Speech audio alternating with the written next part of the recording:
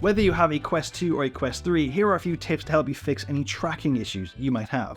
Before we get started, some of these might sound super basic, but they might just be the answer you're looking for. The first tip, and this probably goes without saying, but make sure you have a fully charged battery in your controller. I've noticed sometimes when my controller starts to get a low battery that the tracking starts to slip just a little bit, so make sure they're fully charged. You can use rechargeable ones or you can just use one-use ones. It's totally up to you, but make sure you check the battery. You can actually check how much battery is left in your controller by pausing, go to settings, and at the top left you'll see both controllers and they should have a certain percentage there.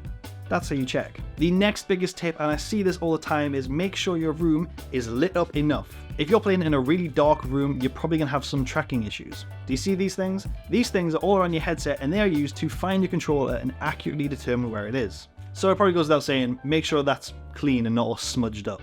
In addition to having a dark room, make sure you're not just sat in front of a window or in direct sunlight. If you're facing a window or the sun is facing directly at you, you will have tracking issues. To fix this, put your back to the window and make sure there is no direct sunlight coming in at you. If you use controller grips, make sure they have a tracking slot. You see that little circle at the bottom? That's not just by design. That is there to ensure your headset can still track your controller accurately without any interference. Now, I'm not saying go cut up your grip controllers, just make sure you buy proper ones. And if you're curious, this is the Kiwi design one.